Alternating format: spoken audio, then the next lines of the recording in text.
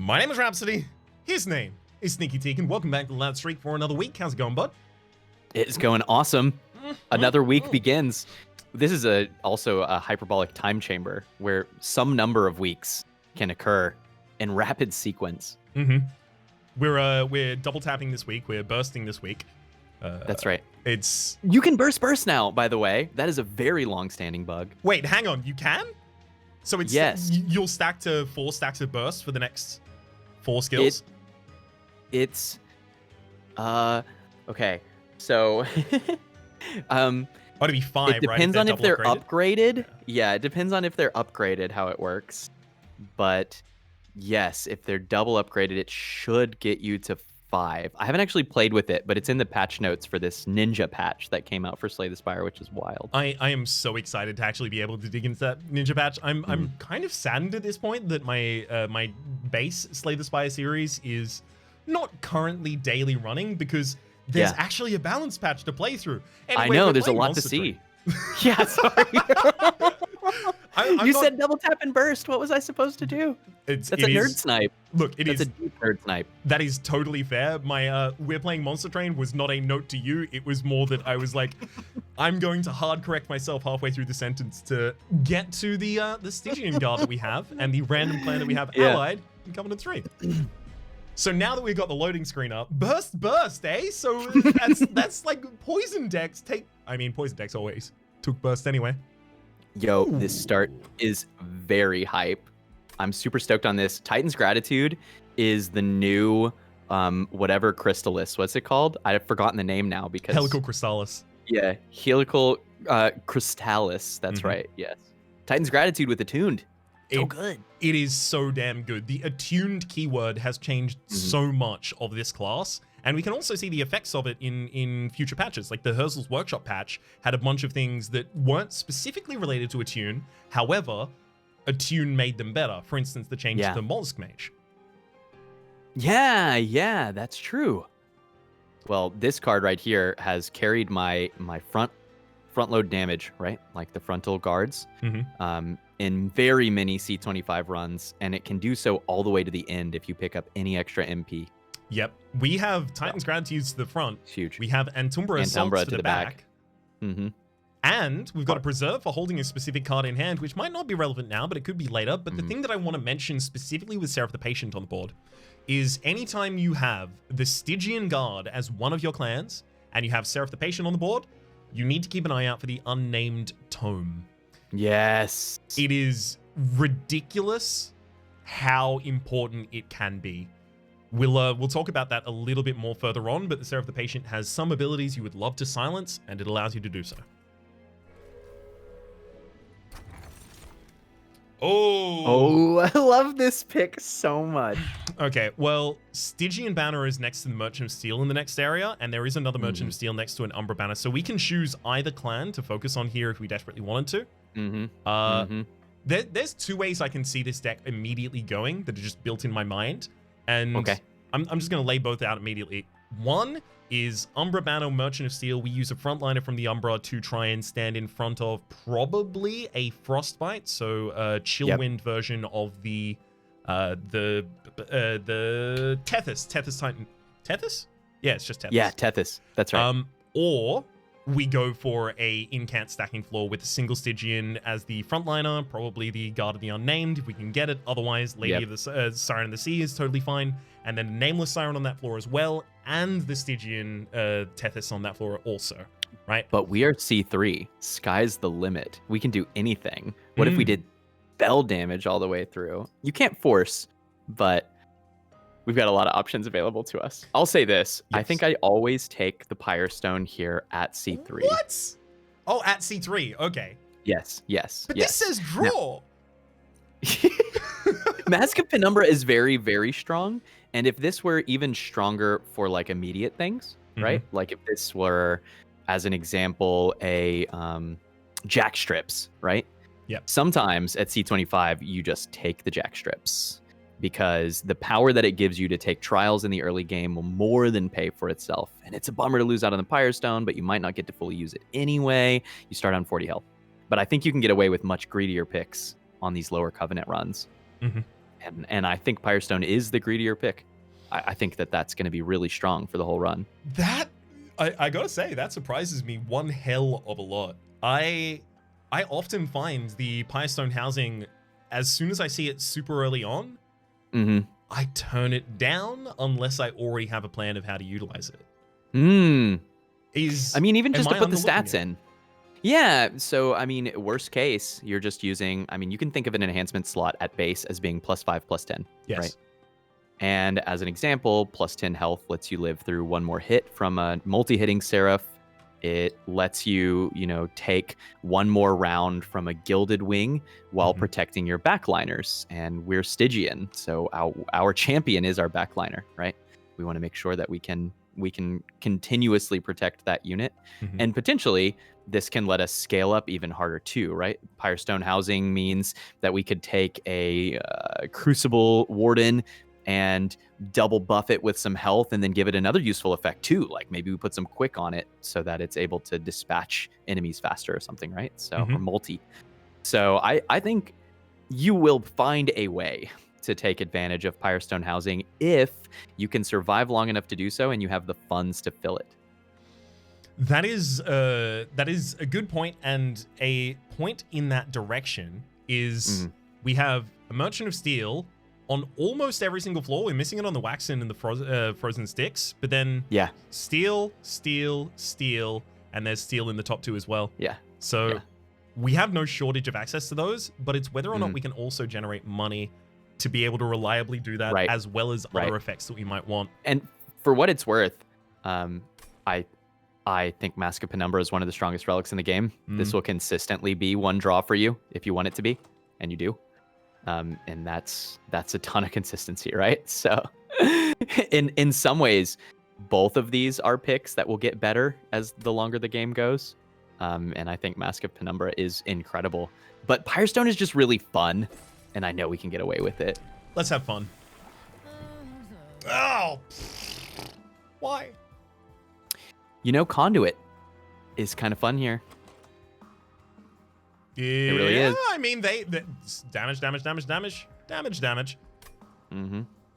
It could certainly be worse, but so if we are going conduit, then I pitch that we go for the Stygian banner in the Merchant of Steel here, and fulfilling like a useful Stygian unit in here. Or like I'm assuming we're not going to get two complete garbage ones. Yeah, we'll get like a this again here.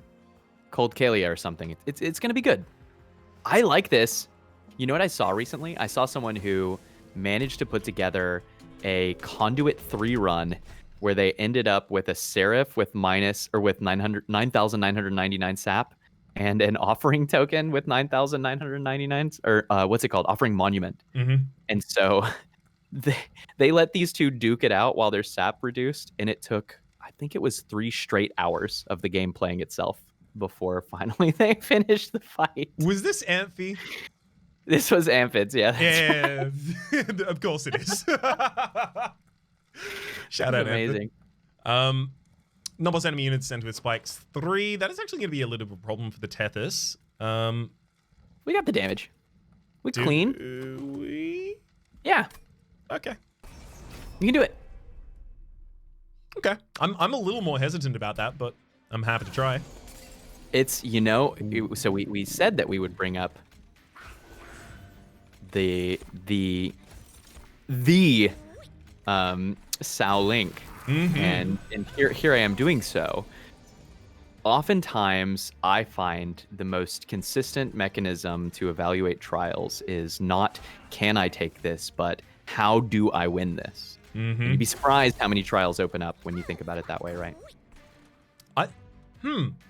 The thing is, I also kind of think that's how I approach them at the moment. Like, I think unless I think they'll kill me, I usually take them.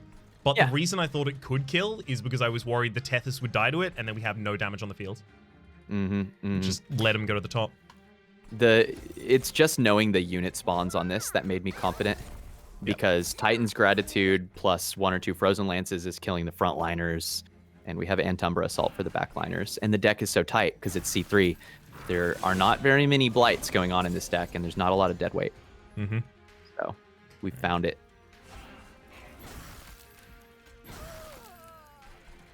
I guess we could draw a shiny Seward next floor and put it in midline, so sure. Sure. Shade split Might just in as case. well.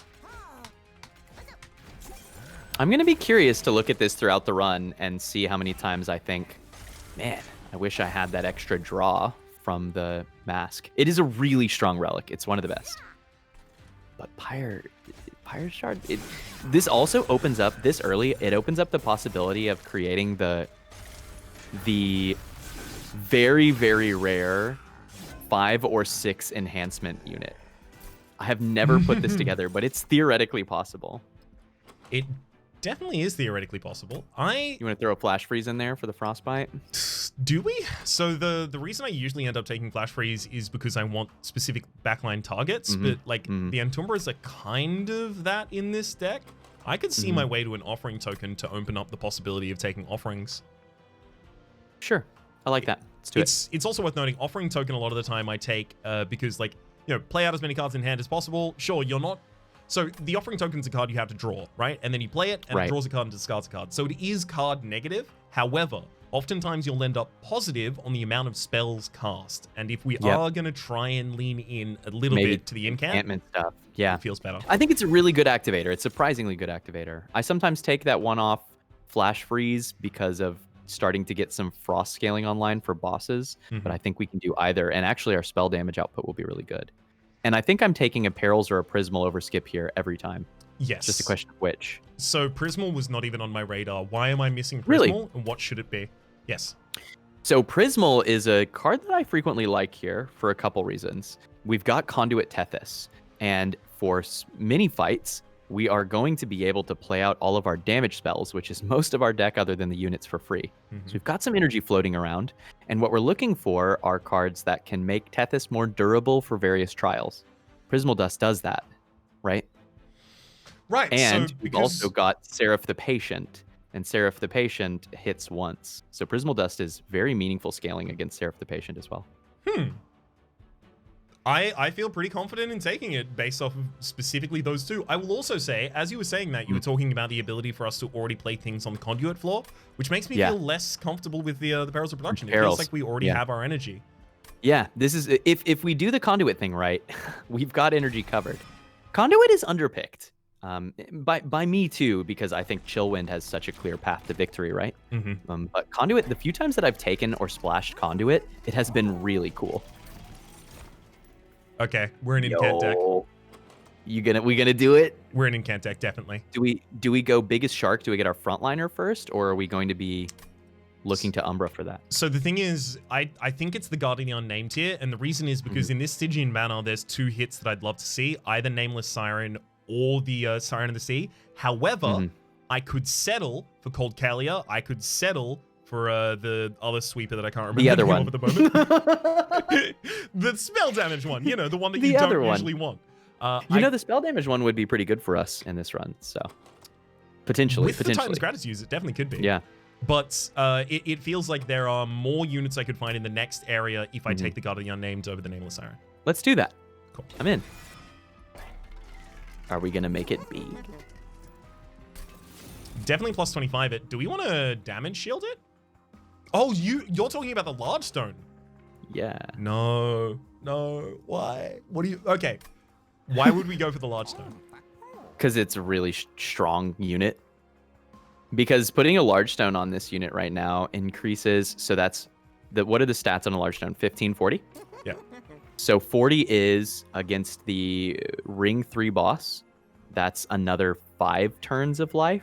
Yes. And another 15 damage around. So this upgrade by itself just like wins that fight. And the stats will usually like pretty hard carry you for a few rings after that.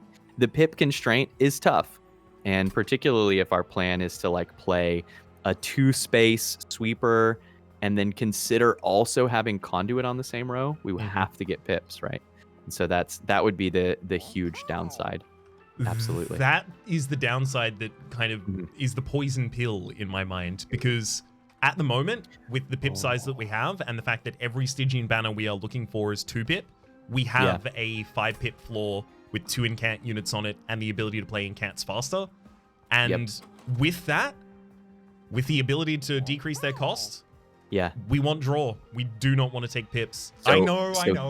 No, I'm not mad. I'm about to throw I'm something not, your way. I'm not I knowing you. I'm knowing the audience who just Oh, heard I me see, I say see. that it's draw again.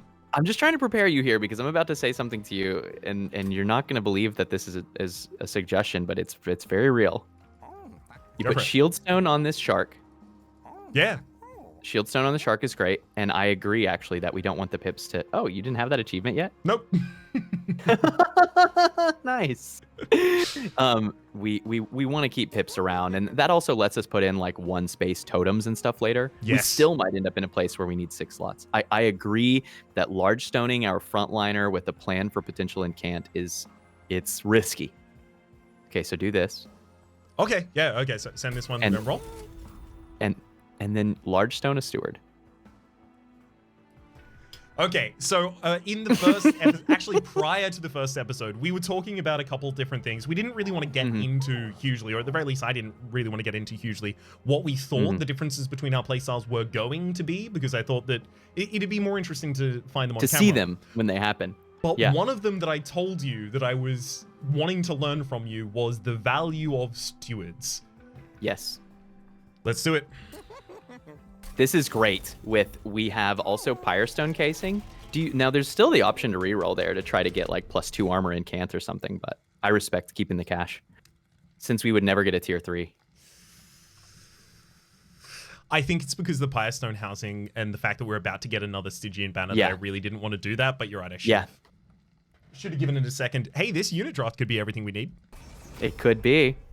I actually love this upgrade because it also means that in weird fights we can put like the Train Steward in front of our Tethys. It significantly improves our next few rings. I genuinely like it. It's I'm actually excited about the play. I'm really excited about it, if only for the reason that this is what I wanted to learn. It's different. I want to see it. Yep. Train Stewards are criminally underrated because I think that many people are like, yeah, they're your only unit in Ring 1 and then you get better units. And it's true, but they're good stat sticks that don't take up any space, right? Like they're not priority draws. And so you can afford to keep them around sometimes because you'll still get your key priority units and then you've just got a stat stick that you can throw out. And if we find an advanced prototype, that unit is a beast. I mean, that is a long bow to draw, but... It is. There's one on the back line and pulse. Sure. That's the only useful... Well, I mean, hang on. The Tethys is 10 every time it hits, right? So maybe it's Guard of the Unnamed. 13. Yeah. Is there anything that we can do, like, are Shade Splitters ever worth a single damage buffer? Only the 0 damage ones, because otherwise... No, wait, actually... Yeah, no, you have spikes, so otherwise they'll attack and die. So it's Rubble for a chump block, and then it's the +5 for +5. Which It's too bad we didn't draw any damage spells here. Yeah, we've got time. I think... But we're still going to win, yeah. For sure. Wow, that only gave us 12 extra damage there. Yeah, because we consumed so much of it on just the 2 spikes or whatever. Bong. Oh! I even made the bong sound.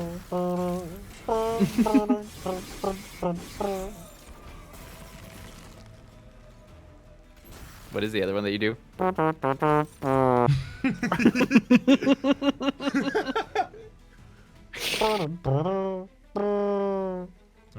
I can't do that right at the moment. But it's we know what it means though. Yeah. You know. Oh, there are universal sounds for failure. You know how like a round object, like so you've got a sharp object like a little star, right? And you got like a blob, right? One of them is called Booba and the other is called Kiki. Which is called which? You said there's a round object, yep. And then there's another object that's shaped like what? A star. The star is the Kiki. Yep. And the boober is the round that's got a round sound in it. 100%. We just know, right? That we get like this. It's not necessarily synesthetic, but we get this feeling about them in that way. And I had that same thing with any of the failure sounds. Like, I immediately identify it as, oh, crap. Something went wrong. Yeah, that's so true. Sorry, I was deeply contemplating this mollusk mage when you were saying that. I like it. I like it. I like it. So the attuned, this is the thing that we were talking about previously, right? The mollusk mage was changed. It's now more healthy. It also gives more magic power. And it's attuned. Like, the big buff to the mollusk mage was actually before the mollusk mage got buffed in Friends and Foes when the attuned got introduced, because the 5 times the magic power added to this is 40 damage on top of it, so 65. And if we put a plus 10 on there, which we're almost certainly going to do, it's 115 damage. However, we have a unit draft in exactly 1 turn's time. As soon as we hit any of these, we see a unit draft. And then we see another Stygian unit draft in the next area. I posit the mollusk mage pick here is speculative upon the possibility of getting a capacity gem. However, with this deck and a Tethys and an incant stacking floor, we really do just want to focus on capitalizing on those incants. So we'd want to go draw probably 2 times. But hear me out here. Hear me out. Love it. You don't have to have everything together in those 1 or 2 rows. And there's a world to where either you throw Mollusk Mage behind a Train Steward on row 1 with some AoE spell, or you throw Mollusk Mage on row 3 up at the top behind just a little bit of body, and then a Bison Pyre, or whatever it's called, is your finisher for things that leak up to the top. And if we do happen to get like the spell weakness sweeper, that's a real end game damage, even so far as to kill the Seraph. So I don't really think that this Mollusk Mage is a major cost against us. Space Prism. We found the ability to play the so Mollusk Mage. Good. It's so good. Hey, do you want so sweep a single by itself sweeping floor? I kind of do. We do, right? Yeah. Right? Huh. It comes down to, like, are we so weird? Are we like splitting in 2 different directions at the same time? But we saw this in our first run, right? We saw how useful Shadow Eater could be all the way through the end as just this thing can do the thing for us if we need it to. And so it's basically a question of introspecting on the 3 buckets. Right now, how good are we for the next few rings at killing frontliners? How good are we at killing backliners? And how good are we at scaling up for bosses? We're good at frontliners, we're bad at backliners, and we're neutral for bosses, whether or not we take this. If we want to get better at bosses, the answers might be Crucible Warden. But if we're trying to get better at waves, the Shadow Eater's A-okay. I think the sweep is the big thing we're currently missing. I tend to agree. I mean, there's a world to where we clean this deck up and Antumbra Assaults are our sweep. And then we kind of get both worlds by feeding a Crucible Warden, and that's a great end game against Seraph the Patient, as we've seen, because it's a single hitter. So it's not terrible. It definitely represents... I would say that Shadow Eater is the safer pick for the next 4 rings. Yep. That's what I would say. I think past that, this is very much like, if the plan in my head works, but I think past that we're already too powerful to worry. All right. We found it. Taking the Siren of the Sea. I just want to make one quick plug for my homie Titan Sentry. I have won so many runs with this card. And I don't just mean this card is strong. I mean, I've won the run with this card very many times. Titan Sentry is one of my best friends. I deeply, deeply love this Titan Sentry, but let's Siren of the Sea. No, I'm in. We have the Shadow Eater. Yeah. So one thing is, both of us, I think, are talking about a similar kind of Titan Sentry that has plus 25 health on it and Endless. Yeah, Endless. Big Sentry. Sometimes also Lorge and then duplicated. And then I take pips and I put like 6 of them out. And then I just say Shork over and over again. And that's the whole stream. But it's a good stream. Of course. You've just described to me a stream that immediately made me laugh throughout the duration of your description. That's a good stream right there. Do you want Lightstone casing too, so that we can never finish our upgrades? We don't have enough money to support both of these. We're just never gonna have enough money for that. Okay, here's my pitch. Acceptable. It's Firebox, and if we ever see Shadow Siege, we make it playable. Yes. Yes. Let's do it. How likely is that? We're running out of time. No more Dante. Get out of here, Dante. This isn't your deck. I haven't seen a Dante in like 20 runs, and we're just going to back-to-back Dantes real quick. We're definitely going to back-to-back. We have attuned cards in the deck, and we've got these here for the backline. We have to take... we have to. We need the cloak. You're right. Oh, Dante, get in, buddy. Get in, buddy. We'll carry you to the end, and then you'll carry us out. Get in. We're going shopping. We will carry you all the way to the Ring of Fire, but you must cast the ring in. So we have to clarify at this point. Is Dante more of an Isildur? Or is Dante more of a, I guess, well, cast into the fire at the end is a little bit of a big credit to give to Frodo. Or are we Frodo's finger? That's true. Or are we Gollum's avarice? I think that Dante's candles may be the crumbs from the elfin bread. That's all that I've got so far. I'm on board with that Lembas call right there. Okay, days 1 to the struck unit. Okay, we just set up on the top floor and put the Shadow Eater on the second because there's no reason to set it on the bottom. Yeah. Yeah. We don't have the fuel for it anyway. Hard sack. Hard sack. I'm so excited for one or two of our train stewards to be super relevant in the end game. We need a couple more Merchant of Steel. It's coming. The time will come. So Shade Splitter there, and then just hard. Ooh. We get rid of all of them. You gotta love it. Yeah, look at that. Deck's just the incants. The Conduit, look what Conduit can sing sometimes. It really can. The key is that I think that a lot of people take Conduit and then they're like, cool, I can play spells. And then suddenly they die around like ring 6. And the reason is, if you're not careful, all of those basic spells will become the only way that you're winning fights. And then suddenly they won't be anywhere close to strong enough, right? And so you've got to have a plan coming out of the early game into the mid game for how you're going to get to the end game and beat it. It's possible to do in-game damage with spells in this game, but it's hard. It's pretty rare. So you've either got to work on it really hard, or you need to have a secondary strategy, which is how you scale up damage to kill big targets like Gilded Wings and bosses like Seraph. And lots of times the answer is you still have some Frost in. Or you do incant stuff like this.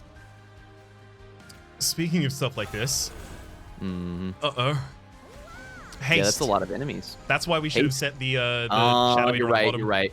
I totally forgot that this one had haste. To be honest, Me too. I'm still getting used to a lot of the Talos like formats. It's tricky. Do you want to just throw the Prismal Dust here onto the guard before the Titan's Gratitude? Yep. Honestly, right? All right, we're gonna take 5. Not too much, actually. Yeah, because they're all going down to... Yeah, it's not too bad. It's so nice to start with 80 health.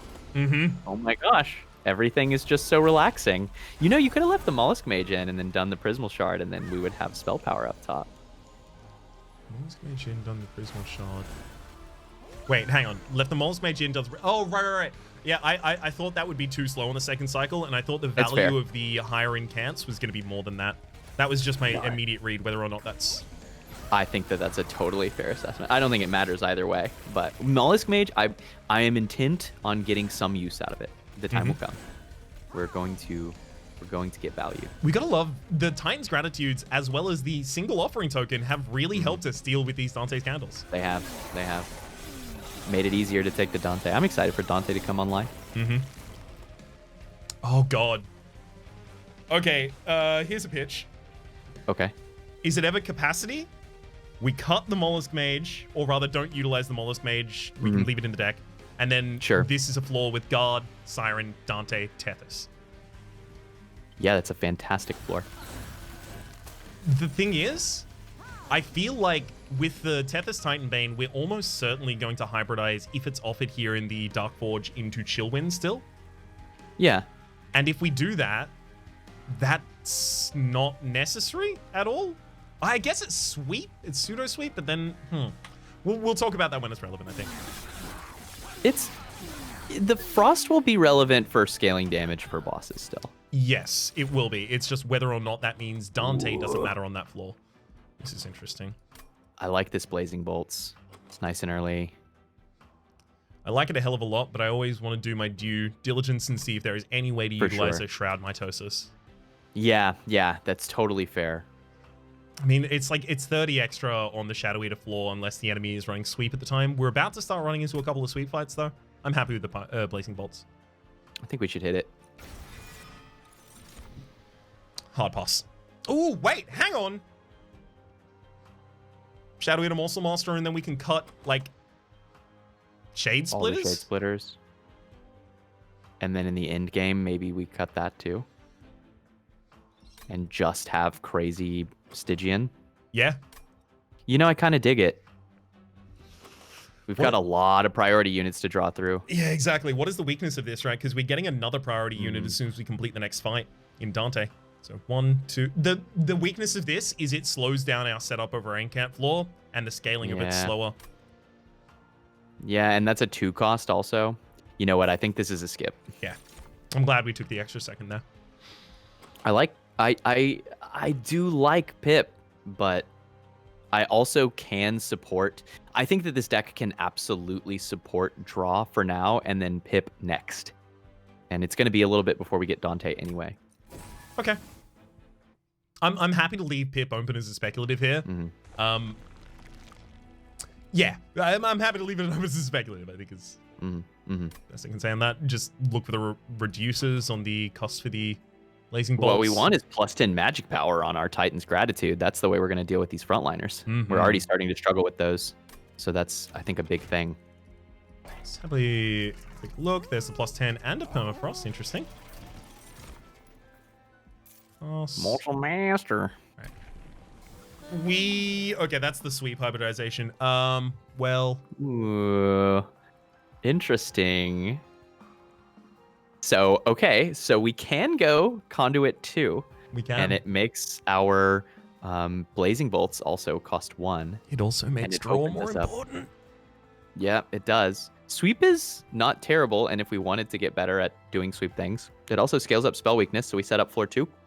And then, like I said, floor 3, we're obliterating things. This also reduces our reliance on that Shadow Eater, which is something that we're already kind of a little bit unsure of anyway. And if we pop this Tethys in front of our Dante, then we are almost always getting the multi-hits on big targets, but that doesn't really matter, right? Like, it doesn't matter where they go. They're going to be damage. So, I don't know. I can go either way here. I could go either way. Conduit 2, in my mind, also still leaves open the possibility of hybridizing back out to Chillwind, because it could still be offered to us in the final area. Conduit 2 just has better damage stat right now, too, which honestly scales up our boss damage. Yeah. And even then, if we do hybridize later into Handheld Totem, that's 20 damage sweep. I think we should go Conduit 2. I like it. I think it's fun, and we can take some big, beefy spells. Let's get a plus 10 on Titan's Gratitude. I also like the Titan's Gratitude being 0 cost, so I can definitely play it at the end of the turn, so I don't have to worry about its impact on the rest of my hand. I would highly recommend putting minus spell cost on the non-damage spells here. Oh! Since we have gone Conduit 2.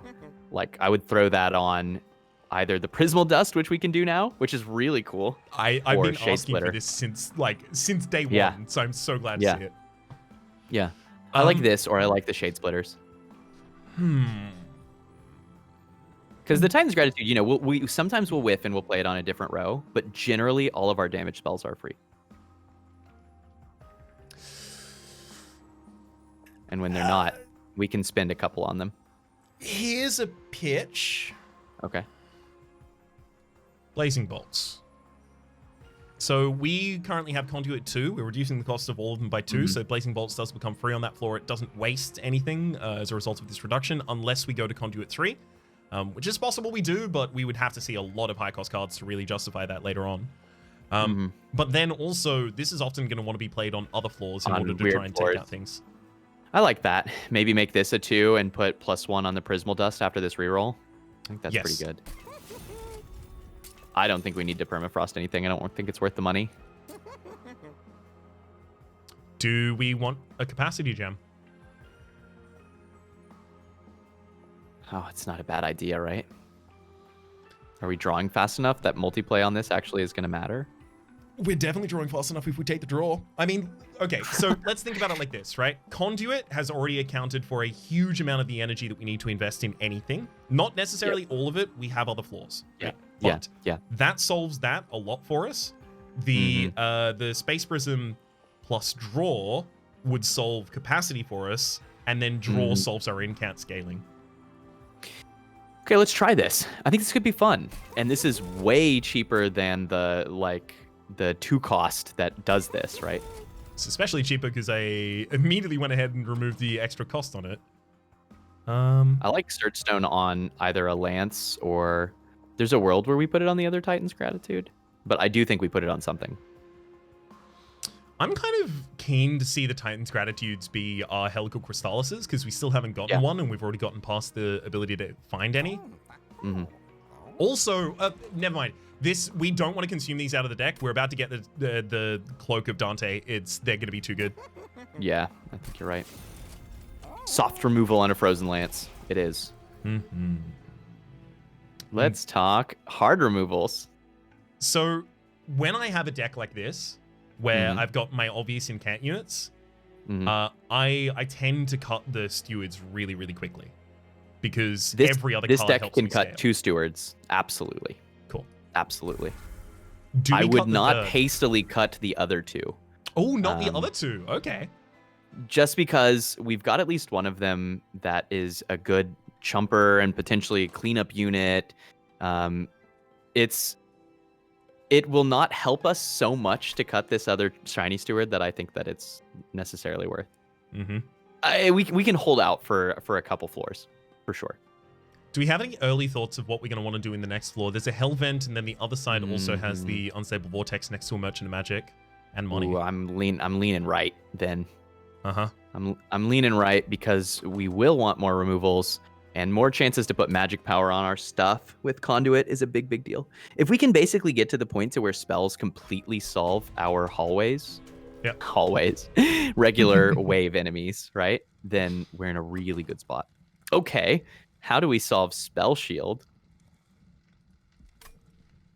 It's a great question. Can we? Yes. Shadow Eater kills the Haster. Pyrelight Master has got Relentless Resolve, so they are going to be going to the top floor. We'll probably want to set up on the... No, we can't set up on the second floor because if any haste goes past, we need to have a top floor. So we have to have a bottom floor and a top floor. Bottom floor is almost certainly going to be the Shadow Eater trying to hit the Clipped Conduits. So the Pyrelight Master, when it gets to the top floor, is going to have 16 damage.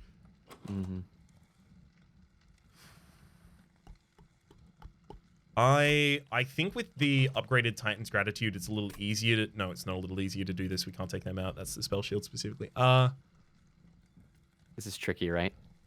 I really want the money, though. I think that we can do this. The key is minimizing the damage that our units take, because we can use our Pyre health here. Worst case, we leak a little bit of Clipped. It's not the end of the world.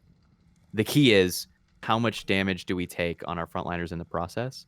And so I think we just focus on setting up, maybe even if we're going to leak anyway, maybe even we set up middle floor so that we have less liability. Does this one spawn with a haster for the boss? I do not remember. I don't believe it does, but I could be wrong. Actually can know this. I can look this up.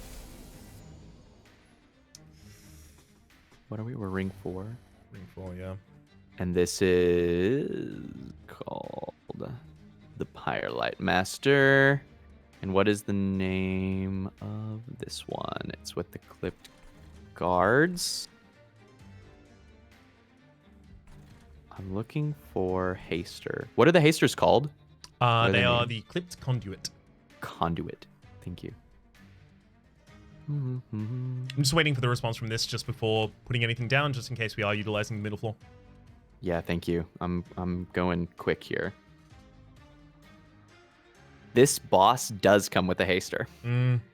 Okay, so we have to set up top and bottom. Well, not necessarily. This is the gambit, right? Is if we are sure that our Shadow Eater is going to be able to go off on that turn, then we can set up mid floor, right? But it might be better to just set up top anyway and not get the Shadow Eater to kill the Haster, because then we have one less round of resolve for the boss. Oh, okay. So I think I like that. I think Shadow Eater bottom, set up top, and then just activate Shadow Eater as much as we possibly can. Do you... Buff stats? Yeah, that's funny. I would throw out the Shiny Steward mid too, because when the Shadow Eater's going off, it'll contribute towards protecting our health bar up top. It's so awesome. Yeah. I love just transmuting stats like that as his character. Yeah, this is going to be an unfortunate flaw for us. Also, that collector disappearing is... Well, it might not. Well, that offering token could get us a damage. That's what we were hoping for. Sadly did not. Didn't. But we weren't, even without the trial, we were not getting that. Well, we get Shadow the Guardian Shade, next turn. and then we did the haste thing. Yeah, that's good. And you could preserve a Shade Splitter here, which just to make sure that we have one next turn. That's good. I was just going to do that. There's our leak. If nothing else. But that was only 7 points a leak, right? It's not so bad. It gets a lot better once we start having Blazing Bolts go out. Mm-hmm.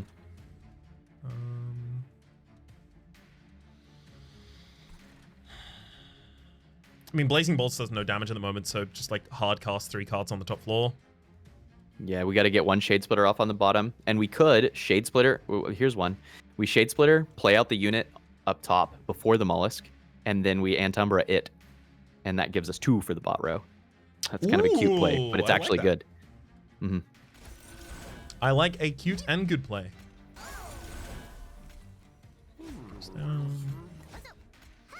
Easy double hit on that bottom line, and then we just get to keep this. No, we don't. Unless, would we want to keep the Shade Splitter, or do we want to? Maybe we don't play this Titan's Gratitude, right? I think that Shade Splitter matters. Yeah, consistency of the generation with that. Like, we're lower on the consistency of generation with that because the Antumbra Assaults can't just hit backliners. Yeah, like here, you're 100% right. It would have been tragic. We just don't have anything else to do, right? We've got the 3 Shade Splitters, and that's it. In a weird way, at a higher Covenant, when we've got 5 Shade Splitters, that almost becomes slightly more consistent. But then you've got plenty of other stuff to draw through in the deck, so... Certainly do. All right. I feel pretty comfortable now. And what? Yeah, we only took damage ending up in that first round. Not half bad. We could take a little more damage here, actually. Yeah. So are we gonna let this one jump? So up front we have 2 damage shield. We're not gonna get any more. We're gonna lose one of them. So you'll come up with 11, and effectively our hit back is 70. I'm just going to ballpark it at 70, so we take 11 and 70 is back. So 70 to kill the enemy is going to take 9 turns, and them hitting for 11, we're fine. Okay. Do we cast any of these spells at them just to break that shield so that we could land a Titan's Gratitude up top? Like we could throw 2 Antumbra Assaults down on the bottom row at the boss. Next 5 cards do have a Titan's Gratitude in there. Do we get more damage out of just incrementing the Siren of the Sea and the I don't know. That's a good question. Absolutely. 6, and I mean, there's a world to where we throw out the Antumbra to kill one of our Train Stewards, and then we actually do kill the Haster, and that gives us another round to build too. Boss ends up doing an extra 6 damage, but we get a full extra round to set up. I think skipping the extra round to set up is right. I think so too. I think that like the 5 damage is like, it's 50% extra damage effectively on the character at that point, right? Going from 11 to 60. Sorry, to 60. Yeah, 11 to 60. It's a ridiculous leap they get to make. So in that case, we should Antumbra one of our stewards. Because I want to look at a better morsel to put to the top. Okay, we can throw one of them down here. I just want to get as many spellcasts on this floor as my kind of immediate goal. Agreed. Oh, well, hang on. No, we can just play a morsel, kill it, and if we don't like and then that kill morsel, it. That's even better. Yeah. We just did this play, and I immediately forgot about it. We can play another umbrella after if we want it. Yeah. Okay, there we go. We'll do it. I'm clean. That's clean. Well, damage shield is worth more than that. We'll put this in the front. Chump. Yeah. There you go. Then we don't do this floor, but is there anything we can do with these units? Yeah. That one goes there, and then this one goes here. Just get them out of the deck. Brilliant. Nice. I'm really happy with that setup. I think we managed this trial well. Like it in total cost us, what, 17? Perfect. Well worth it for the cash. We need it. Perfect. Well done. I wouldn't have thought of just like depriving them of the extra layer of resolve there. I would have just auto gone, yep, kill the backliner. Send them up. Literally, I can only think of that because I've done it a couple times. I've had specifically that haste setup. There's the gifts for a guard we talked about. So we talked about it in the last episode as a acceleration, right, of the of your ability to actually get out your cards and resources. Because we have two cards that both, hang on, we got the two cards that both have the incant on them. This says incant 4 times this turn. Yep. And a good reminder is that, you know, people say, well, but what if it puts consume on my most important spells? You don't have to play them. And if a spell is important, it's usually important once. That sure says like incant bunch. It does. But the Ember is not relevant. We are over embered constantly, right? The draw is good. Can we use this trample? Like, is there ever a world where trample Siren of the Sea is actually part of our answer? If we didn't have the Shadow Eater, I think it could be a little more useful. Yeah, I like the Ember Cache. It's consistency too because of the draw, and then we just find a Stygian Rail Spike and we win the whole run. That's like a very real outcome. So stoked on this MP. I'm extremely ready for the Stygian Rail Spike. It's happening. Now, double stack. What do you? Okay. Well, it could be a Prismal Dust double stack cost reduce so that we actually get the double effect from it. Pretty good. But is it good enough? Hard to say, right? At that point, you just like assume that you're playing it on 2 energy, which is pretty typical. So then you're getting 4 out of it. But we could just Emberstone it, and that's 3, and we save all that money. It also may get affected by Amber Caches in some fights. That's true. That's true. The Ember Cache actually, and the Ember Cache and the Tinderbox both make it a little better than it would otherwise be. I'm just gonna it's becoming a the Gifts Regard. That has to happen. Sure. Now another soft removal on another Lance. I'm happy with the soft removal on Lance. Sure. I think it's pretty strong. Now I don't want to use the Stacked Stone. What is the other thing in this side? There's one more node, right? Other than the shop? Oh, yeah, it's the removals. Okay. Which you said were not going on the stewards. I honestly, at this point, I would remove both stewards despite the large stone. I would remove the unlarge stoned one. Okay. I feel confident in that play. I still wouldn't remove the large stoned one. I would remove the unlarge stoned one, and then soon we're hoping to get strong enough to be allowed to cut this Shadow Eater, and I know we said that in our first run, and then we ended up keeping it all the way to the end, and it was useful. You know what? It's usually going to be better too, because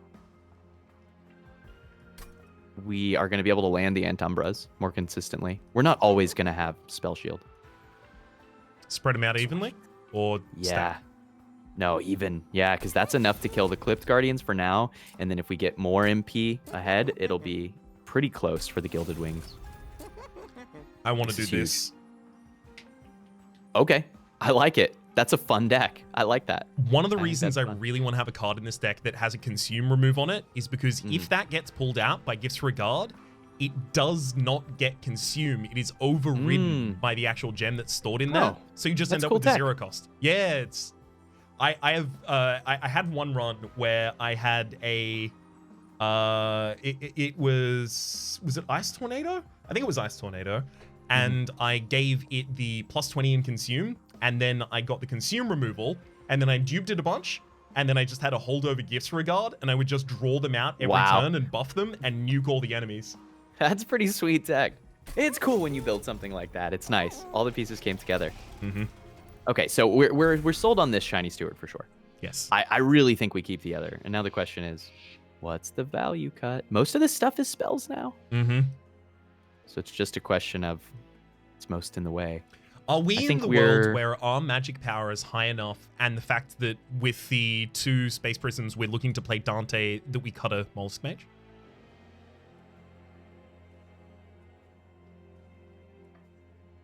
So this Mollusk Mage is 8 damage on our unattuned spells and 40 on our attuned spells.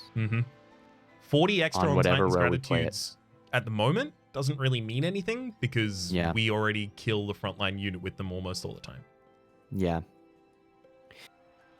How much? In the long run, the cut that I want this to be is Shadow Eater, so we're always set up. The question is if we're ready.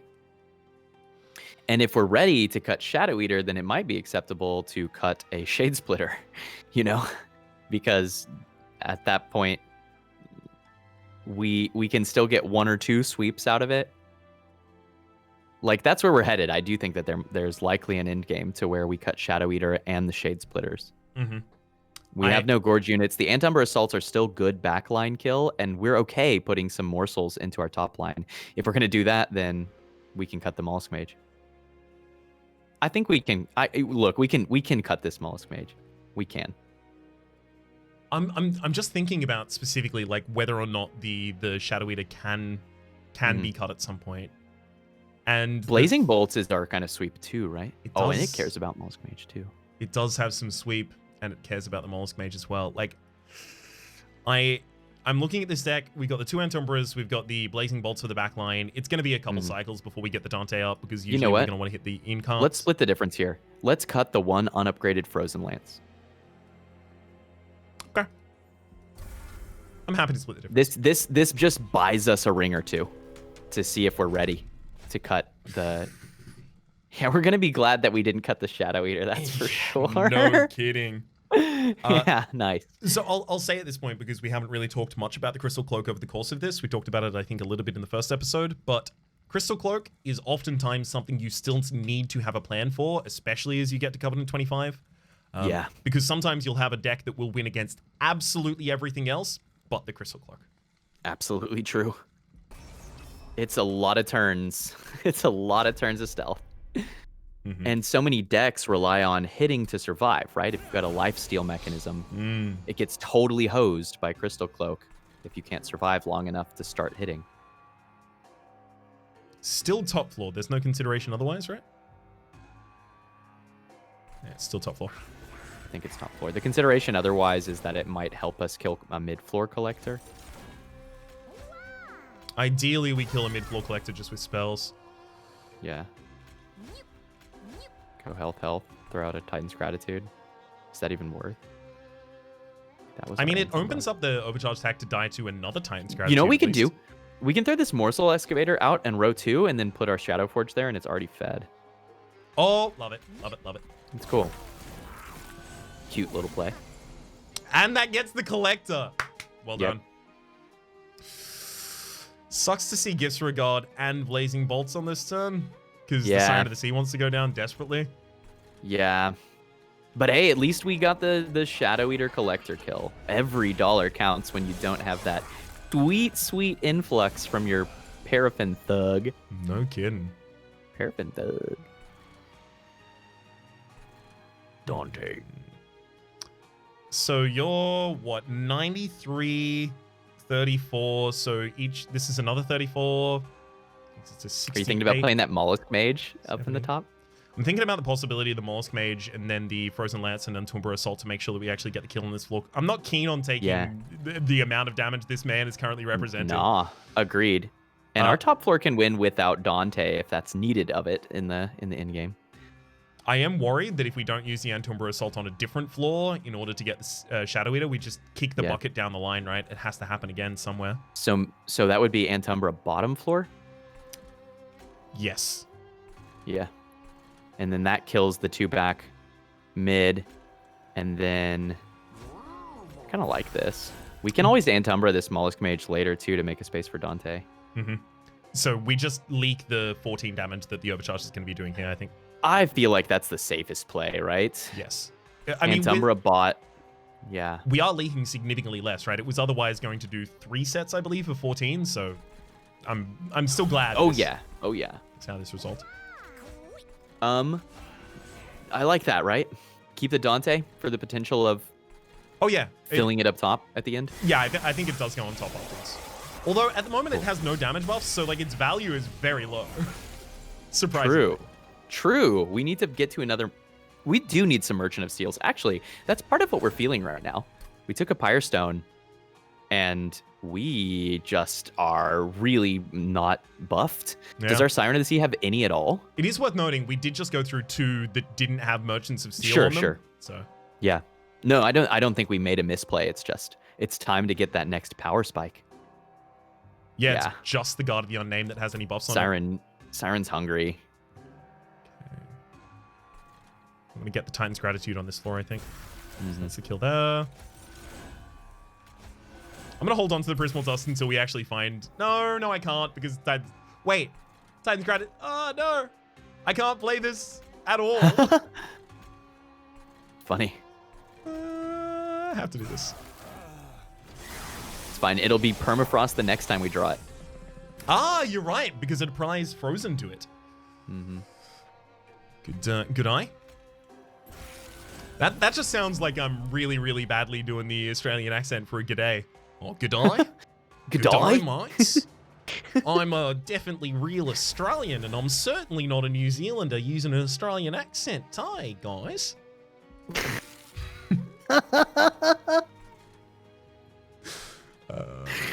Oh god. Okay. Good eye, mate. That I sound in there really sends it. It really does. Crucial. It sends me straight into space. I guess every spell we play up top is damage. So maybe we play the Unfrozen Shade Splitter here, and then play the. We can't play the Prismal, right? Because we need that for the cloak, actually. Yeah, I want that on the Shadow Eater later. What an awkward fight. What an awkward deck. We have to fix this. It's okay. This fight proposes a unique problem for this deck, I think. It's true. Well, we're about to get the giant Prismal Dust, so this has actually really worked out for us. Nice. We beat the boss just to death. Uh-huh. Very defeated. Do you want to kill the Mollusk Mage here and put in Dante? Look. Yes. Look. Look. Listen. Hey, you listen here. Of course I want to do that. That sounds fun. I might be using the wrong tone of voice. Oh, man. Look. Nice setup. Look, if we want to have a good eye, that's how we've got to do it. Oh, that blazing bolts. Get him. What kind of day do you want to have today? Looks like it's going to be a good day today. Hey, this consumer move, Space Prism, is real snappy. It's really good. I'm not sure I would have done it, and I'm glad you did. It's really strong. Honestly, and you know what it opens us up for? What doesn't it open us up for? Well, a bit of a bluish crystal. I will say, part of the reason that I really wanted to take it is because, like, any of the totems, I would want to, well, any of the totems except for the Frostbite totem, I would want to play. Yeah. The Frostbite totem is still very takeable.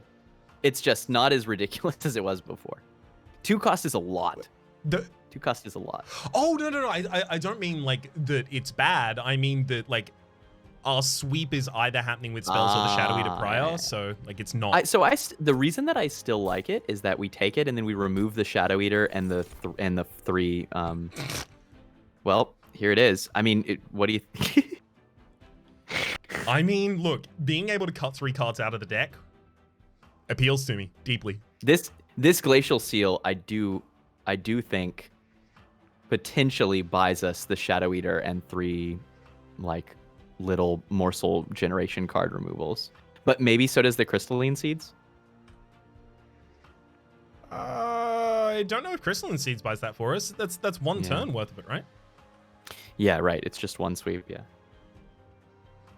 I also don't hate the Urchin Spines here, just due to how much all of our spells do in terms of damage, but I think Glacial Seal, and then if we... So we go into the next area, the Merchant of Steel... Did we summon this? It's crazy to me that we were just talking about this, and then this is what we get. It's amazing. You just have to ask the universe, and occasionally it'll provide, right. And then you can say, gotta call your shots. Proves... Right? You never, like, after you call a shot and it doesn't work out, you never bring attention to it ever again. But when you call your shot and it happens, you bring attention to it, and then people think you're a psychic. Yes. I kind of like it. I think it's kind of fun. Wow. You want to just put more Ember... Actually, wait. This Gem Trove is... Nothing. Am I missing something? It's Damage Shield. It's another turn against the Seraph. For all of our units.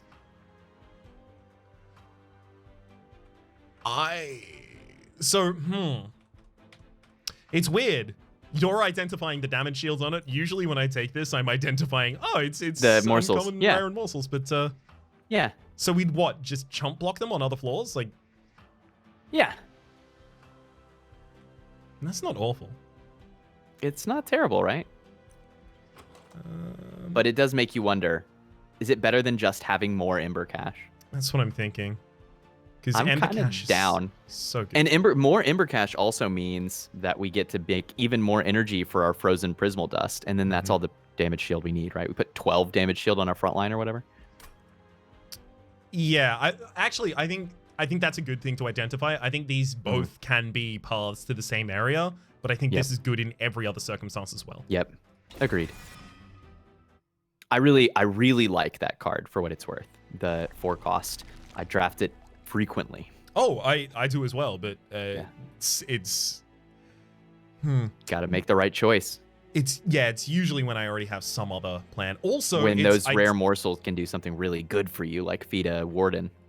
I also take it a lot when I have, and this is for the damage shield in that circumstance, when I have Primordium pushing the superfood forwards. It's so Superfood, worth right? pointing out here, by the way. Yes, Superfood is the one with the status transfer. It's so good. Just before you say that, I'm going to confirm, like, we're going over this way for the upgrades, right? I think so. I think we got to get some unit upgrades. Cool. And that's some extra money and a Herzl Sword. This is the lowest health that we've had in this ladder so far. We do actually have to be quite careful for the next few fights, and that's exciting.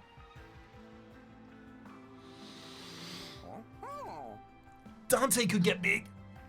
Do you want to make a big Dante? We could make a big Dante. I mean, I don't think it would be wrong. Doesn't even have to go on the same row. Exactly. Dante can hold a row. If we take this large stone and then re-roll and hit a quick, Dante is just a force of to its own. Yeah, and then we dupe it, and then we fill the bottom 2 rows with it, and that's Dante. Type Dante, unit class Dante. It's a good Dante. So I love this. Yeah. Do we want to throw out either of the other upgrades before we go do the reroll as well? We do have Pyrestone housing, so it's easier to do. Shieldstone on our frontliner is very tempting. So the only reason I don't necessarily want to do that right now is because there's also the option of rerolling into Incant for Armor 2. It's true. It's very strong. And so that makes me wonder, do we put the damage shield on anyone else? I could see it on Glacial Seal. That's pretty good. Yeah. Prevent 3 sweeps. And I mean, if anything, it can become a blocker for your other units, right? Like that Glacial Seal goes right behind your tank, and it's just another 4 rounds of tanking. Yeah, that's really good. I think we passed the Battlestone because I want to be able... So, what, 80, 2020, 80 to 90, 2020? Is this our last Merchant of Steel? No, we have 2 more. And we're going to take one of them? This one's Probably next to Unstable Vortex as well as Forgotten Boons, so we're probably taking this one. Yeah. There's not that many trinkets that actually hugely affect our run at this point, so we're probably going other for both than of them. Gant stuff. Yeah. This is double removal, this is double removal, so we're actually... Yeah, and the double removal's big.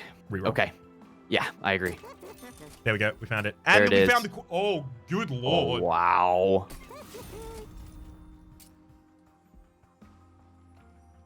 Yeah, Wow. I'm just Yeah. with that one. I would put this plus 25 health on someone. We probably should have put the plus 5, plus 10 on this steward, too. On the steward? What is the steward doing, Teague? What is it doing? This is literally exactly my internal monologue at the moment. Where does it go, Teague? Where does it go? Where do you put it? Hey, do you want to put some health on the Siren of the Sea? We could do Siren. My pitch for Dante is because if Dante's standing alone on the floor, the plus 25 is better. But also, it just wants really damage. I just want the plus 10 on him. Yeah. I kind of like making Siren slightly tankier here. It's that or... We're going to 2 more Merchants of Steel. If we want a Heartstone, we'll find a Heartstone. What about Mollusk Mage? It's just, I'm trying to fill this Pyre Stone. That's the reason why I'm being kind of inefficient. It's because the stats will pay for themselves. They will, but they've got very little time to do it, and we've got 2 more opportunities to find the same thing if we want them. Okay, let's go. I'm in. I think we want plus 10. Oh, nice. More MP. I think we want plus 10 on the Dante. I think we want multi in an ideal world on the Siren. Yep. Incant. I'll take an Incant Armor 2 on the Siren as well. Mm-hmm. Yep. So we've got a heck of a setup right now. Dante goes 2nd floor by itself. Tethys goes top floor. And we just... Sick. Sort. There you go. Yep. So we actually really care about not taking damage from Dante's candles now, which is kind of fun. Or are you going to try to put the damage shield on the Dante? I'm thinking so. I'm also thinking like Antumbra on these, because this Dante kills those and then the Sycophants get wiped out anyway, so we can use the Antumbra to try and get buffs on the Dante, and any damage buff on the Dante is huge. Yes! Dante is our new feed unit. Yes. I'm also going to pop this one up here. Are we going to get any vents? Because this Dante is going to be very dupable. Not on the prescribed path, because that's double removal. But you are right, it is quite dupable at the moment. It is a 3 capacity, and we didn't take we may take a capacity gem after this if we're desperately planning for that. But I like the removal. Yeah, I agree, because we've got a very clear plan. Look at that candle. I've never noticed the weird ghosting effect. Little rectangle around the candle. Oh, okay. Actually, interestingly, I've seen that. You'll see it happens on everything. Look at his hand. Look at his hat. Wow. The outlines. Yeah, it happens on the Sentinel. It happens on the Awoken non-exile champion as well, because they've got the kind of like glowing skull for a head. Sentient, yeah. And that's part of our S-word bag, right? Sentry, Sentient, Sentinel. I'm never gonna get it right. It's just it's not gonna happen. A-okay. I've resigned myself to that. You just gotta know, you know. Was that ever actually increase the capacity of Dante's floor and then just pop a Shadow Eater as a just chump? It doesn't need to jump because it's quick, right? The only things it's getting hit by are bosses. Yeah, and we still want to give it more morsels, honestly. Okay. Yeah, the quick takes down the frontline unit. We take 1 damage shield's worth of damage. Whoops. Which makes me wonder, do we Titan's Gratitude on the Dante line? Unfortunately so that we would have killed the back line. Well, in theory, we might have done so. In theory, we might have, yes. But unfortunately, that was an early send it on my part. Okay, but we Blazing Bolts on the Dante line. Do we? Are we saving these damage shields? Do we care? Is Dante's only role to clear waves? Yes. Okay. I think we just build this. Then in that case, it's a seal this time. Yeah. Love it. Seal so we can stack up some frost on the... Get frosted.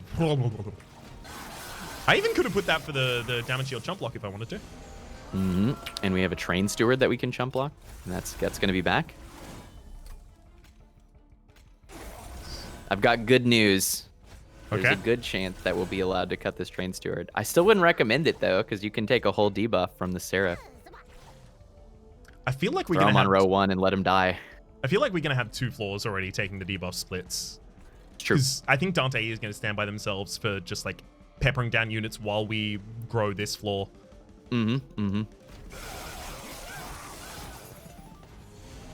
As long as we can consistently get Dante to the back, that's the key.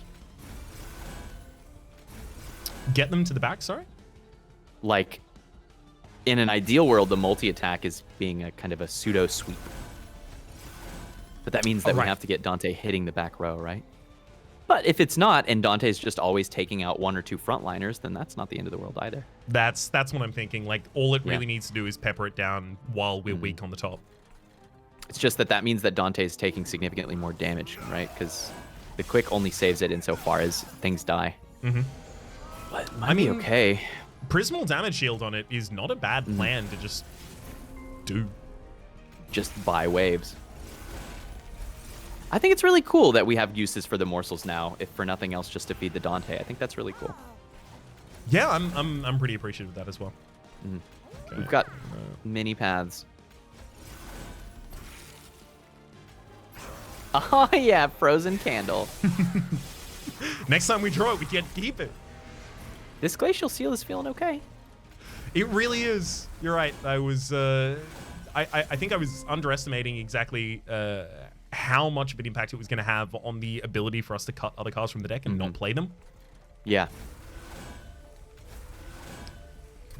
We're going to feel good, I think, with the Shadow Eater out. It's going to really improve our first couple turns, which have been a little weak. Which is cool, because it stands in contrast to the first run where we kept Shadow Eater through the final fight and it was relevant the whole time. Could still be relevant here, it's just that I think it's one of the core questions in Monster Train. Can my other cards already solve this problem? If you find that your deck is already consistently able to solve a problem, then you might not want more priority units solving that same problem. Spells can have redundancy, but if you have redundancy among priority units, you weaken your initial turn. Especially in clans like, especially Stygian, where you want them out as early as possible because oftentimes you have incant units and you're trying to capitalize on that. This deck is singing now. It's really singing. It's really just going. In fact, you know what? We're not even going to attack you. Nah, no need. Smash. Okay, that Ancient Synergy surely says Ancient Synergy on it. It sure does, and we sure are conduit. We definitely are, aren't we? We should click it. We should take draw. I love draw. I do. You know, it's like I said, it is my majority pick. I think I take energy and pips more than you do. Bigger Dante? The Bigger largest Dante. Yes. I mean, yeah, there's no reason not to. It's holding a line. I can't convince myself that this is ever wrong, so it must be right. Roll them. So that we have 90 for the tier 3. Yes. I think so. Yeah, because we want that multi. Come on. Don't need that at all. Well. We want to buff up our tank, our shields, yeah. Like put the plus 25 on the... Still have another Merchant of Steel, and we've got but we're about to get 400 gold. Yeah. I think we, you know what we should do? Heartstone and Battlestone, both on the Glacial Seal. That sucker needs to attack. But does it need to? It does. But it could be other upgrades. It could be trinkets. We could be 20 short on a trinket and feel bad. What if we aren't capable of killing a collector? Maybe we should get a removal right now. You know what, actually? Did we already get our removals? We haven't. Let's cut that Shadow Eater. Get out of here! And then I think... So savage. Listen, I'm so Teak. sorry. I'm trying to learn, but not this much. This is too much. I will say I am trying to learn, but also you did give the consent to remove I did. that I gave you the consent. I gave you the consent to delete that Train Steward. It never came to be. I'd happily remove a Shade Splitter if we're doing that now. Yeah, I think so. I think it's fine. And Umbra Assault will give us all of the morsels that we want and need. So is it Conduit 3? I think it is. It saves us 1 energy, but it's also 40 damage, and that's really helpful as we're setting up our other incant units. I like it. Yeah, it's a ton of damage. So one of the tricky things about Train Stewards, and this is going to sound like I'm walking back, but just believe me, is that Train Stewards, we can take this. Yeah, we're clean. We might want to set up lower, though, just to deal with if we take a million blights, it's really going to be trouble. Yeah. So that makes me wonder if we end up doing something weird, like we set up the Glacial Seal on the row 1. We'll look at our draw. Anyway, to quickly summarize this point, there are plenty of runs to where not only can you, but it is correct to remove your Train Stewards. And that can make it feel like it's always correct. But over-removing Train Stewards will frequently result in losing in the mid-game when you can't take enough trials or you don't have enough chump for a run that's slightly behind. And that's the power of the Train Steward. It's consistency and just having bodies on the field. And particularly with Tethys, having 1 or 2 around that you can potentially get stronger, right? That you can buff up. But this run just got strong without them. And so that's cool. It's nice to be able to escape having to use that. Hey, we have we sure do have a Tethys, a Siren, and an offering that might be able to draw something. I'm pitching the possibility of setting up on the bottom floor with our actual incant floor, and then just using the Dante to catch. Yeah, I like that a lot because it saves us from these purifiers, right? You gonna play the Glacial Seal, or are you making sure that there's space for the... Yeah, I want to make sure there's space, because unless next turn we draw the Guard of the Unnamed and Space Prism, we're going to have to... Yeah, no, I agree. Oh my god. I didn't want both of these in turn 1. It's not so bad. Is it not? It's fine. But then how do I kill the future ones? You know, you make a good point. How do we kill our enemy now? Okay, well, we don't need to die to them anymore. We've solved dying to them. Oh, we might have to play that Frozen Lance on the next floor to kill that collector, right? Do we want to take 3 damage here so we can still use the Ember Cache, though?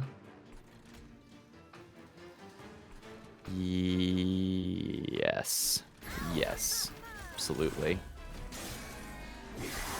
Dante comes out next turn, so we're okay. Solving a problem. Problem solved. Oh my god. Look how big that Dante is. He is a beefy, beefy boy. Dante the Deceptive. 4 pips. Dante.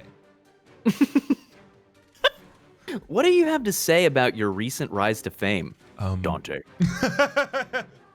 That's exactly what I was going to do. Dante? Dante. Dante. Dang it. Unlucky. It happens.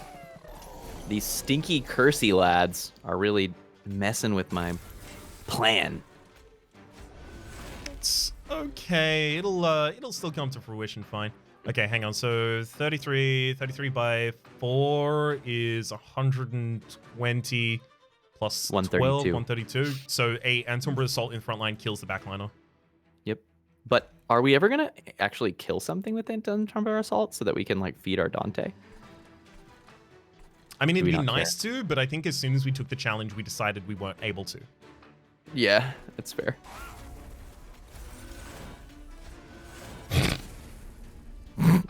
Hey, they're all 0 cost and they have consumed now, as opposed to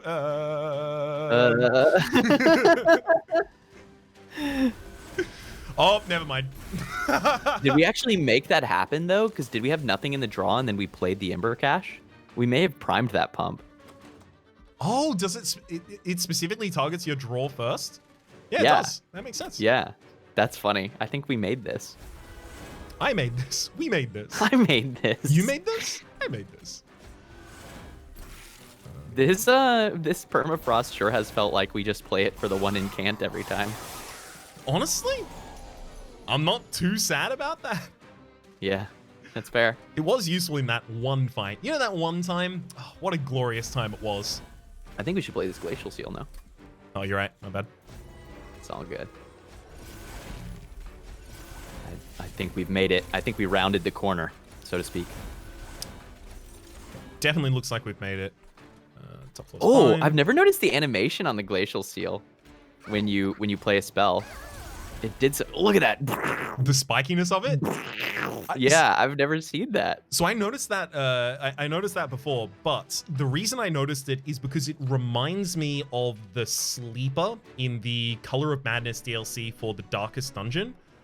Whoa. Specifically, Yeah. the Sleeper like has that move that it tries to knock all of you away and teleport away.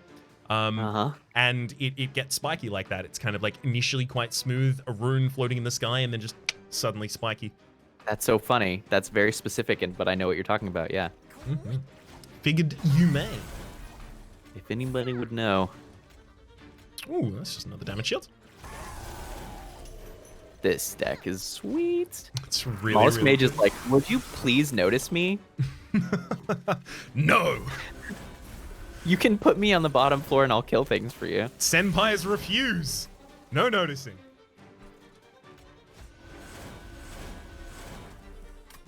Why hold any cards when no cards will do? We made it. Yes. Continue. If ever there was a fight that you can actually lose by clicking too many cards, it's this one. We won't, Yes. but I have seen it. I think I've come closer to losing this fight as a result of that, but I don't know if I've lost. I've seen it, and it's really funny. You just play one too many weak spells or whatever, and suddenly, living armor too big. This unupgraded torch is a good idea to play against the enemy, right? Yeah, exactly. You want a Guardian Stone, or is it... You want a Guardian Stone. I do want Guardian Stone. I'm looking at the Cuddle Hex. If not for the fact that we have the 2 Titan's Gratitudes that we want to play consistently, we've got it and Titan's Claw. So we would have 0 cost frozen cards, and that's 0 cost on every floor, not just the floor that we intend to play them on. That's true. It's not a bad point. Do we need Guardian Stone though, or is it just another pip space between us and, you know, our Glacial Seal or... Yeah, that's my consideration Space too. Prism. My intuition is that if I were C25, I would take this because it probably does buy me a few more turns, but maybe we don't have to. Yeah. Oh. You want more Ember Crash? I do. I really do. So funny. Just What do does your it. deck do? It's just a bunch of Ember Crash. That's So- it? That's the whole deck? What does your deck do? I draw 2 cards. Sorry, I draw 1 card with my cards, and I also generate 2 energy. Okay, and then what do you do that? What do you do with that? Draw 1 card with my I've, cards. I've got another card in hand? I don't know what the question is. I don't understand. Please repeat the question. Hey, Cuddlebeard is effectively double incant for that Glacial Seal. It is. It's actually not bad. Commemorative Spike is also probably just +5/+5 on Dante. That's pretty weak. It's 25 extra damage, but still. Icicle Fracture has a lot of synergy with the Titan's Claw, but I think for the same reason that we didn't take the Cuddle Hex, we don't take it. Yeah. We'll see that Cuddlebeard and then Too much random discard. So these... Endless Dante. If only we had 3 rows with which to play this Dante. Let's roll here first, because I don't want any of these. Oh, wait. What about Damage Shield 3, though, on our Glacial Seal? Is Even the more. enemy going to be sweeping? I'll take No. this It's not for sweep. It's to give more turns. That's 3 more turns against the Seraph with just our Tethys and our Siren attacking, right? We could have had the largest Dante. I'm really sad that we don't. I mean, I'm glad that Dante's quick, but I am kind of sad that this could have been a 5-pip Dante. Also, we never did get the really synergistic things for our Siren. Never mind. Oh, yes, we did. We did. So I was leaving money. That's the reason that I was like visiting this shop, because I was like, okay, if we're buying that, I need to be able to reroll and find the incant seal. It has to That happen. is the best possible thing. And would you look at the amazing interior design sense of our trinket bar right now? That is a beautiful palette that we've painted, blues and golds. just nice. Complementary colors, Teak. We Oh, are man. fit to be an action movie released in 2008. We are fit to be the poster for every 2K game that I can think of in recent history. That's right. We're set. And is it We're the ready. 2 shade splitters we cut still here? That's Or my most guess. That's my guess. That's my guess. Because with the 2 shade splitters cut, you put that back. No. With the 2 shade splitters cut, we're gonna get the space prism over and over, right? So then the mollusk actually gets to come out, but not anymore. 9 damage shield glacial seal. No, what we do Truly is we work frozen. up to putting Dante on that floor. Yeah, you're right. Clear plan. That might happen. I feel like I'm leaving a bad legacy in this series so far. It's like, listen, Rhapsody, I know it's wild, but you're gonna really love this mollusk mage. And it's like, all right, and then we just remove it. You're gonna really love this trade steward. Okay. You say we like it wasn't me removing them. All right. If you say so, Teak. I mean, Glacial Sail waits for the next cycle. We just set up on the top floor. Too bad it can't go out right now. Mm-hmm. I also Yeah, think we've we'd got probably it. just drop the Prismal Dust on the guard. Yeah, this is so much value right now. Absolutely.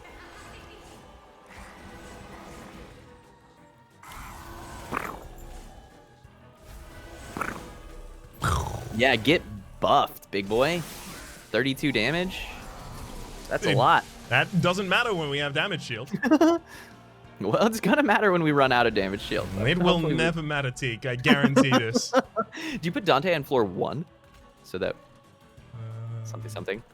So that's something. Oh, just avoid the incant trigger, if nothing Yeah. else.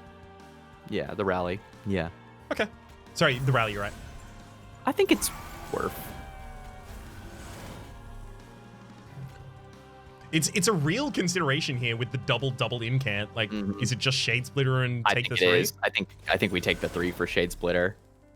With 70 some health. Yeah. Love it. Look at that growth. I mean, just growth. Mhm. Oh my, dude. Dante, hold tight. We'll throw the Titan's Gratitude down to the bottom floor and save Dante here. Well, from everything except for the... Oh, no, wait, we can chump block. If we literally just get a single Antumbra. Yeah, we're fine. You're right, which we could do on the bottom as well. But we should do it on the top. We should kill that Yeah. Darkwings up top. Yes. Yeah. Let's play the things that are obvious and definitely instant. Hey, let's go. Are we holding the Ancient's Energy and not playing it? Yeah. I think so. Save it for the right turn, so we'd use the... Well, I'm even wondering if we don't do that and then redraw it with Gifts for a Guard. But I like this too. It's a big old card right now. It's a ton of damage. Right, yeah, sorry. The reason I want to hold it specifically for this turn is, like, if we ever have a leak, this plugs in. Yeah, it's true. But unfortunately, because of the ordering, now I have to risk this. Yeah. Ah! Oh, Come it's on. unlucky. That's okay. So are we chumping with the magma on the bottom too? We will be, but I want to use the Until Bro on the top floor, get an extra one.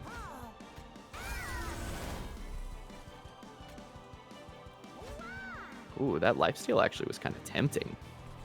On a garden? No, for the Dante to heal, but it doesn't matter now, right? Dante's got it.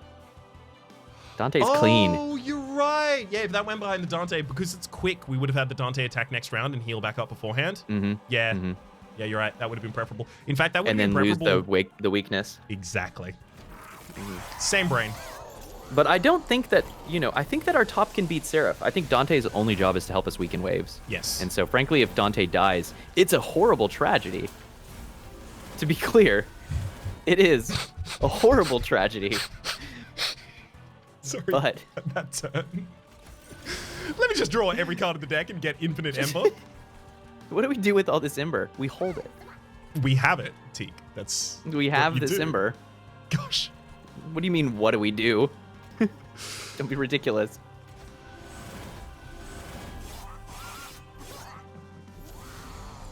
Three waves of the incant left. Yeah, I'm no longer interested in anything that doesn't just incant the top floor. Yeah. Although this Seraph is getting big. Yep. Really big. We don't care. We Do have I seem 200 threatened?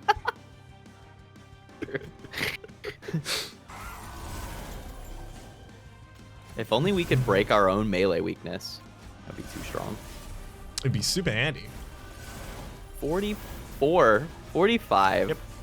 46, You can get as big as you 40. like, my friend. 47. Yeah, it's doing damage to the boss. How much damage does this Ancient Synergy do right now? Many. Wow. Okay. So if I would like to probably move a little away from the idea that I'm doing this just for the fun of it, specifically because of the growth of the Siren of the Sea in the backline and the fact that we have 9 seals on the Glacial Seal. This is never going to be a problem for us. I'm not just... No, I agree. It's not just Mem. Yes. It's actually going to win very consistently. But dang, it is sure funny to look at. Mm-hmm. We gonna Antumbra assault the midline here? No. More incants on the same floor, Teak. That's right. Why ever use these? Wait, we got a chump block for Dante. What are you doing? No. Nothing. Just the top floor. One floor strategy. It was a one floor strategy the entire time. And the only flaw was that we didn't have more Dantes. But you're not going to tell me that you don't miss Dante. Oh no, with all of my heart. Okay. Do not get me wrong. Because it's important to me that we're on the same page. Mm-hmm. God, Dante could have gone up here now. That's amazing. And if Dante was on this floor, you know what? I'd be back on board. I'd care about Dante a lot more. Look at our armor. Hang on. You've still got damage shield and you've got melee weakness 1. I think it lost the melee weakness against damage shield? Did they change that? I think they must have. Because it used to just keep on stacking. We're going to have a look at the notes afterwards because this, like the whole That's a big deal. fight would have been different if we were planning around this scene. Well, would it have been different? We ended up playing it the same way, but in Maybe. C25, it would have been different, certainly. Yeah. That's definitely something that will matter. Because that used to be a real thing to play around with Seraph the Patient, was making sure that you take a little melee damage to clear that melee weakness. Yep. I know that they nerfed it a bit, but I don't remember the exact terms is the thing. If that specifically was the change, I'm definitely in favor of it. I've had that kill me before with the Crucible Warden that just instantly died. I can't believe our armor right now. That looks like a Hellborn prince. Mm-hmm. It's a casual Wrathful with spikes on. Or Hellhorned. I always say Hellborn. Because of the historian. There's a historian named Hellborn? No, the historian and from the event. Hellborn. Fancy meeting you here. The one that asks you if you're aggressive, sneaky, or honest. Oh, right, yeah, the historian. Hellborn is a general, we are Hellborn, but the prince is Hellhorned. Yes. I think I've been tripped up by that as well many times over. We almost got it with the spells. We did. It's got 232 frost. Whoa. That is like a Hoarfrost number. Mm-hmm. We could have killed our whole own floor there, and then it still would have ascended and died before it did anything. Wait, no wonder it did. We have Cuddlebeard and Incant Seal. Mm-hmm. That Glacial Seal was doing 8 frost a spell or something. A solid double right there. The double. GG, Teak. GG, Raps. Ooh, I feel what a run. That one was a banger, and it got lower than the others. It definitely, and this is a thing that Tethys can have happen and can be a bit of a tricky business, is that Tethys can have a bit of a weird mid game. Ultimately, I think Tethys is very, very strong, but because the unit itself is so fragile, and you can end up in these positions to where you're hemorrhaging a little life, and we got down to 30 there. At C25, theoretically, we died. Yeah, exactly. I mean, theoretically, because we would have made other decisions, so that it wouldn't have come to that point. But yeah, it's interesting to hear you talk about that, because also from my perspective on the other side, I think actually I say the other side as though this isn't also one shared by you. From my side. From my That's side. But every hit point that's not my last, I will trade away for extra value in this game. Oh yeah. Because they just become extra reduction of future damage. Yeah, for sure.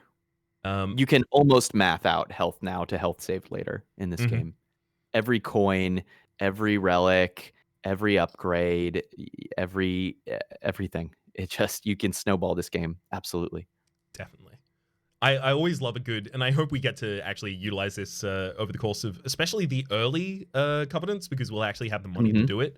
But I'd really like to do one where we get a unit from the unit draft in the first fight, we double upgrade it in Merchant of Steel, and then just go and dupe it in the second area, and then just run with them. Because that... And then that's the win.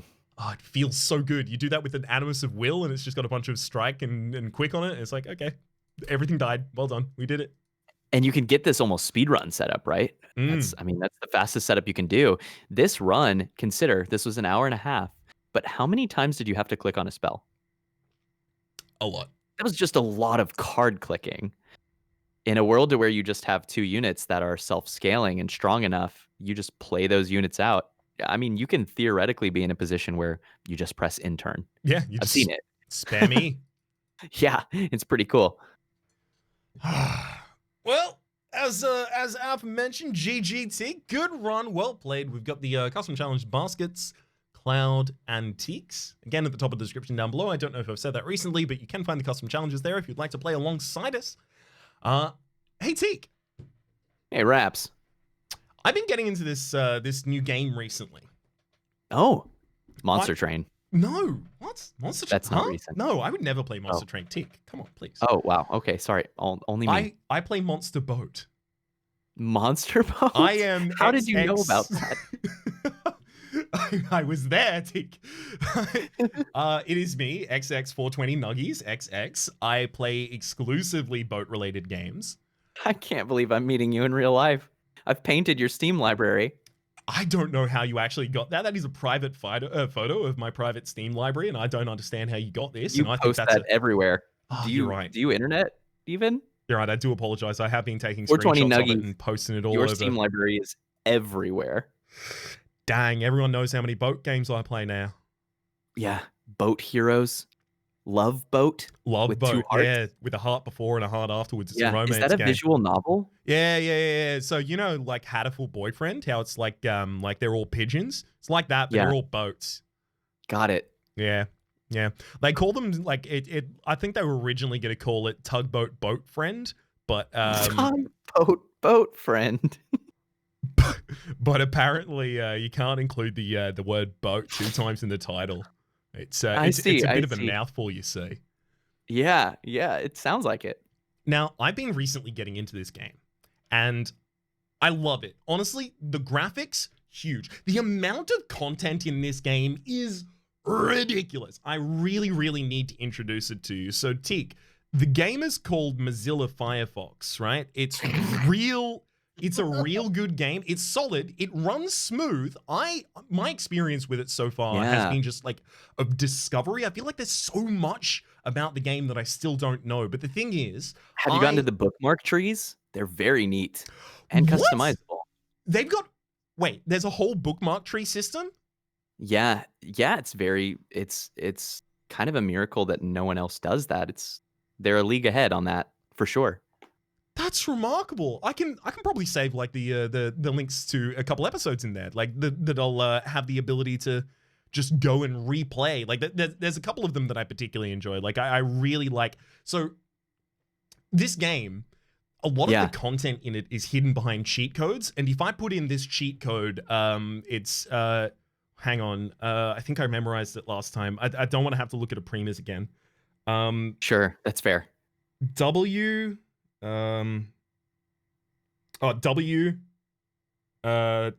dot. Okay. I think I get these cheat codes. That's pretty cool. And they usually start with some of the same letters, right? Many of them do, actually. That's have you played? I just, I mean, just peripherally, I like a lot of games, so I try to keep up. Look, you've probably heard about it a little bit on the edges, right? Mm-hmm. But the thing is, I mean, I told you about the bookmark trees, right? So you've got more secrets to find. Exactly. You're well aware of at least that aspect of it. But the thing is, I'm having difficulty finding all of the cheat codes for this because every time I type something in for a cheat code, I'll say like 99.9% of the time it comes up and it says website not found, and it loads you into level 404, which apparently they forgot to code in. But you know what's funny? At all moments, the number of cheat codes is also going up, which is wild. You'll never catch up with the total number of cheat codes. They're putting more I don't mean for that to be, constantly. So I really don't mean for that to dissuade you. If anything, it's just to encourage you to understand how open world of a game you're playing. It's a massive, massive world. That's such a shame, because if I can't learn all of the cheat codes, like, fine. If I can't learn all of the cheat codes, I'm just going to need to know the best ones. So do you happen to know any cheat code that would happen to interact with this Mozilla Firefox game that I'm playing? Yes. That, I don't know, might bring me to the ability to watch some analog of Monster Boat, one of my other favorite games, being played at times, as well as some of my other games. I like Boita. It's a boat version. It's of, boat. It's Noita. You go and collect boats, and they have different stats, and then you use those boats to cast spells. Sure. It's similar in many ways. I see. I've also really been enjoying the slay the boat. Now, there are a lot Slay the Galleon, excuse me. Oh, sorry. Did they change the title? I know they did that. Yes, it sounded more grand that way. That's right. Right. That makes sense. See, I've Slay really the enjoyed. Courser. There's also Sea Lunky too, which I'm also a big fan of. It's yes. It's like a kind of mining game, but underwater. Yeah. Oh yeah. And it's 100%. both. The water in it is clear, and it appears that the character has gills that are hidden from the screen because they are able to breathe down there. But it's right. How else could they? Exactly. It's a wild time for them. But the thing is, I've got a huge cheat code for you if you want it. I'd love to hear it.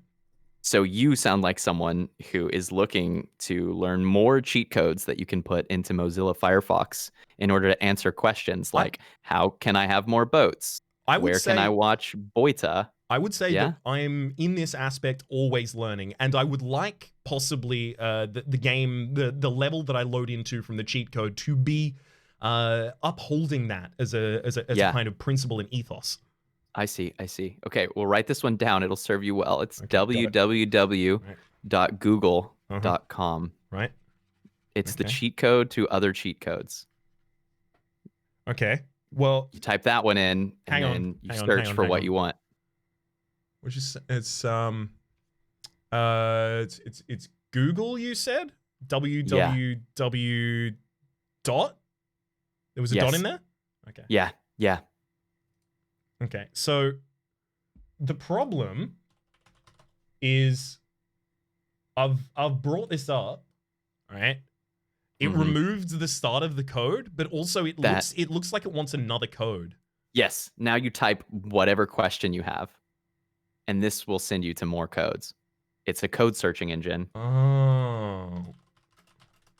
Hang on. Teach a Firefox to fish. Hang on. I've got exactly the code because this code didn't work when I put it up in the other area.